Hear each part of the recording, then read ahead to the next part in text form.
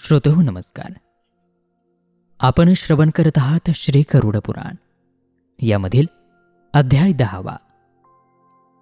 मृत्यूच्या नंतर केले जाणारे कृत्य, अंतिम संस्काराची योग्य विधी. 10 संस्कार केल्यानंतर केले जाणारे कृत्य आणि बालकांची अंत्येष्टी कशी करावी याची सविस्तर माहिती. चला तर या दिव्य अध्यायाला श्रवण करूयात. गरुडजींनी श्रीहरी विष्णूंना प्रश्न विचारला. ते म्हणाले, हे प्रभू, आता मला पुण्यात्मा पुरुषांच्या देहाच्या अंत्यसंस्काराचे नियम सांगा. तेव्हा श्री भगवान म्हणाले, हे गरुड, जे और्ध्वदेहिक कार्य केल्याने पुत्र आणि पौत्र पितृऋणातून मुक्त होतात त्याविषयी मी तुला सांगतो. खूप सारे दान करून काय फायदा? मातापित्यांचे अंतिम संस्कार योग्य रीतीने केल्याने पुत्राला अग्निष्टोम यज्ञाप्रमाणे फळ मिळते. मातापित्याच्या मृत्यूपश्चात पुत्राने शोक सोडावा आणि सर्व पापांपासून मुक्त होण्यासाठी आपल्या सर्व नातेवाईकांसह मुंडन करावे. मातापित्यांच्या मृत्यूनंतर जो मुंडन करत नाही तो हा संसार सागर तरुण जाणारा पुत्र कसा समजला जाईल? त्यामुळे नख आणि काखीला सोडून मुंडन करणे आवश्यक आहे. त्यानंतर सर्व नातेवाईकांसह स्नान करून धूत वस्त्र परिधान करावे. त्यानंतर पाणी आणून त्या शवाला स्नान घालावे. चंदन अथवा गंगाची माती किंवा मालांनी त्या शवाला विभूषित करावे. त्यानंतर नवीन वस्त्रांनी त्याला आभूषित करून नामगोत्राचा उच्चार करून यथासह पिंडदान आणि दक्षिणा द्यावी. मृत्यूच्या ठिकाणी शव नामक पिंडदान त्या व्यक्तीचे नाम आणि गोत्र उच्चारून त्या ठिकाणी अर्पण करावे. असे केल्याने भूमी आणि भूमीचे अधिष्ठाता देवता प्रसन्न होतात. त्यानंतर द्वारावरती पांथ नावाचे पिंड मृत व्यक्तीच्या नाम आणि गोत्राचे उच्चार करून प्रदान करावे. असे केल्याने दुष्ट आत्मे, प्रेत त्या मृत जीवाच्या उद्धाराच्या मार्गामध्ये अडथळे निर्माण करू शकत नाहीत. त्यानंतर पुत्र आणि पुत्रवधू इत्यादींनी मृतदेहाची प्रदक्षिणा घालून पूजा करावी.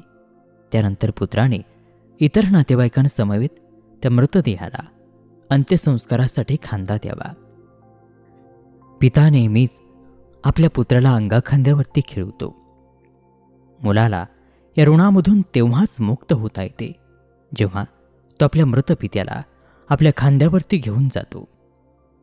त्यानंतर अर्ध्या वाटेत आल्यानंतर जमीन झाडून स्वच्छ करून मृतदेहाला त्या ठिकाणी विसावा द्यावा. तेथे स्नान करून गोत्रनामादीद्वारे भूतसंज्ञक पूर्वजांना भूत नावाचे पिंड अर्पण करावे. असे केल्याने देहाला अग्नी देण्यासाठी कोणतेही संकट उत्पन्न होत नाही. त्यानंतर स्मशानामध्ये जाऊन उत्तराभिमुख ते प्रेत स्थापित करावे.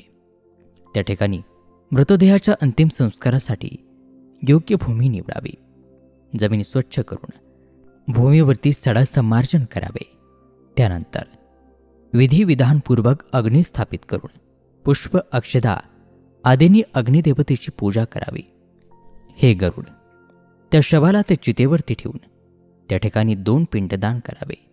प्रेताच्या नावाने 1 पिंड आणि दुसरा पिंड त्या शवाच्या हातामध्ये द्यायला हवा. चितावरती ठेवल्यानंतर त्या शवामध्ये प्रेतत्व येते.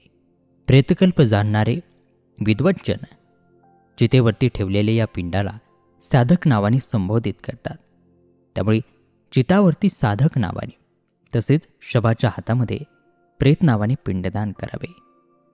आपल्या पतीच्या प्रेमसंबंधामध्ये गुंतलेल्या एखाद्या स्त्रीला जर त्याच्यासोबत मरणोत्तर जीवनामध्ये जायचे असेल, म्हणजे सती व्हायची असेल, आणि सती होणे हे स्त्रीच्या इच्छेवर अवलंबून असते, सती जाण्यासाठी कोणतीही सक्ती नसावी, तर पतीच्या मृत्यूनंतर ती सती जाऊ शकते.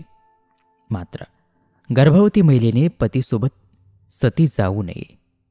पतीसोबत सती जाणारी स्त्री आपल्या 3 कुलांना पवित्र करते. मानवी शरीरामध्ये 3.5 कोटी केशरचना आहेत.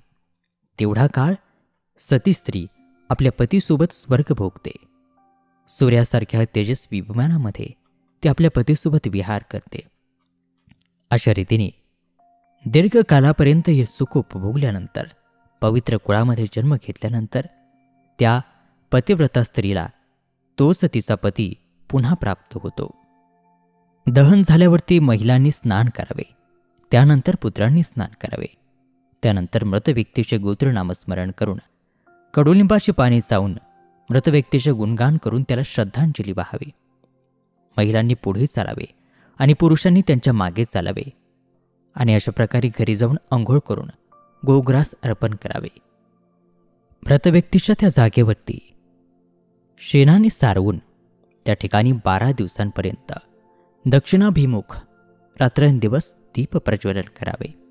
तो दिवा विझू देऊ नये.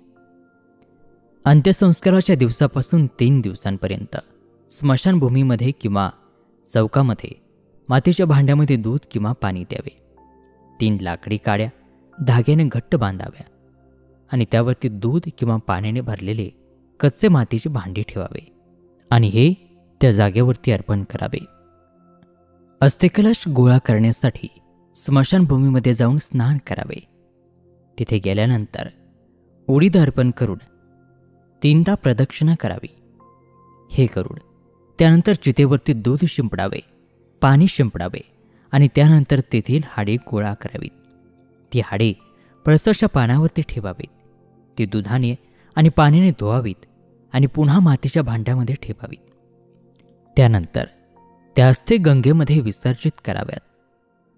ज्या अस्थी गंगेमध्ये विसर्जित केली जातात त्या मृतदेहाला या लोकामध्ये परत येणे नाही. जोपर्यंत मनुष्याची हाडे त्या गंगेच्या पाण्यामध्ये राहतील तितके 1000 वर्ष तो स्वर्गामध्ये राहतो.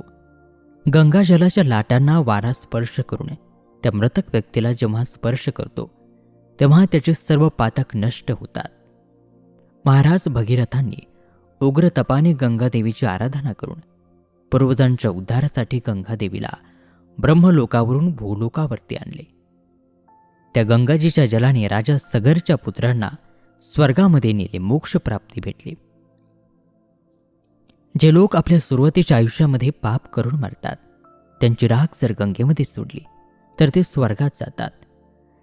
एका मोठ्या अरण्यामध्ये सर्व प्राणीमात्रांना मारणाऱ्या एका शिकाऱ्याला सिंहाने मारले आणि जेव्हा तो नरकामध्ये जायला निघाला तेव्हा त्याची हाडे गंगा नदीत पडली, जिथून तो दैवी वनामध्ये चढला आणि देवलोकी गेला. त्यामुळे सत्पुरुषांनी आपल्या पित्याचे अस्थि कलश गंगेमध्येच विसर्जित करावे. अस्थि गोळा केल्यानंतर दशक्रियाविधीचा विधी करावा. जर एखादा व्यक्ती परदेशामध्ये, अरण्यामध्ये अथवा चोरांच्या भीतीने मरण पावला असेल आणि त्याचे शरीर जर प्राप्त झालेले नसेल, त्याचा मृतदेह सापडलेला नसेल, तर ज्या दिवशी तुम्हाला त्याच्या मृत्यूची बातमी कळेल त्या दिवशी कुशाचा पुतळा बनवून योग्य विधीनुसार त्याचा अंतिम संस्कार करावा. त्याची राख सोबत घेऊन गंगेच्या पाण्यामध्ये विसर्जित करावे. दशक्रिया विधीही त्याच दिवशी सुरू करावे आणि संवत्सरिक श्राद्धही त्याच दिवशी माहिती मिळाल्याच्या तारखेलाच स्वीकारावे. गर्भाची पूर्णता झाल्यानंतर जर एखाद्या स्त्रीचा मृत्यू होईल तर तिच्या गर्भातून त्या बाळाला बाहेर काढावे आणि जर या ठिकाणी जर बालकाचाही मृत्यू झाला असेल तर त्या बाळाला जमिनीमध्ये काढावे आणि मृत महिलेवरच अंतिम संस्कार करावेत. गंगेच्या तीरावर मरण पावलेल्या बालकांचे गंगेमध्ये विसर्जन करावे. 27 महिन्यापर्यंतच्या बालकांना भूमीमध्ये काढून टाकावे आणि त्यानंतरच्या बालकांना अंतिम संस्कारांद्वारे त्यांची विल्हेवाट लावावी. त्यांच्या अस्थी गंगेमध्ये प्रवाहित कराव्यात. गर्भाचा नाश झाल्यानंतर त्याचे अंतिम संस्कार केले जात नाहीत, परंतु लहान मुलाचा मृत्यू झाल्यास त्याच्यासाठी दूधदान करावे. लहानपणीच किंवा 3 वर्षाच्या वयाच्या मुलाचा मृत्यू झाल्यावर त्यांना पाण्याने भरलेले भांडे दान करावे. त्याला खीर दान द्यावी. एखाद्या कुमाराच्या मृत्यूनंतर कुमार मुलांना जेवू घालावे आणि पौगंड अवस्थेतील बालकांच्या मृत्यूनंतर त्याच अवस्थेतील बालकांना भोजन द्यावे. स्त्रिया आणि शूद्रांसाठी विवाह हा एक व्रतबंध असल्याचे म्हटले जाते. उपनयन संस्काराच्या अगोदर मरण पावलेल्या किंवा त्यांच्यानंतर मरण पावलेल्या सर्व मृतांसाठी योग्य स्थितीनुसार समान विधी केले पाहिजेत. पौगंड अवस्थेतील किंवा तरुण व्यक्तीच्या मृत्यूनंतर शय्यादान, पददान, गोदान इत्यादी विधी अवश्य करावेत. सर्व प्रकारच्या संन्याशांच्या मृत्यूपश्चात त्यांच्या पुत्र आदींनी त्यांच्यावर अंतिम संस्कार करू नयेत, त्यांना श्रद्धांजली अर्पण करू नये, त्यांचे दशक्रियाविधी करू नयेत. कारण केवळ संन्यास धारण केल्याने मनुष्य प्रत्यक्ष नारायण होतो. त्रिदंड, मन, वाणी आणि इंद्रियांचे नियंत्रण म्हणजेच त्रिदंड हे स्वीकारल्याने जीवाला मृत्यूनंतर प्रेतत्व प्राप्त होत नाही. ज्ञानीजन आपल्या स्वरूपाचा अनुभव घेतल्याने सदा मुक्त असतात. त्यामुळे त्यांच्या उद्देशाने केले जाणारे पिंडदान याची त्यांना अपेक्षा नसते. म्हणून त्यांच्यासाठी पिंडदान आणि उदकक्रिया करू नयेत. किंवा मग पितृभक्ती असेल तर तीर्थश्राद्ध आणि गयाश्राद्ध करायला हवे. हे गरुड, हंस, परमहंस, कोटीचक आणि बहुतक या 4 प्रकारच्या संन्याशांचा मृत्यू झाल्यानंतर त्यांना जमिनीमध्येच गाडले पाहिजे. गंगा आदी नदी उपलब्ध न झाल्यास पृथ्वीमध्येच गाडण्याची विधी आहे. आणि जर एखादी महानदी उपलब्ध असेल तर त्या नदीमध्येच त्यांना जलसमाधी द्यायला हवी.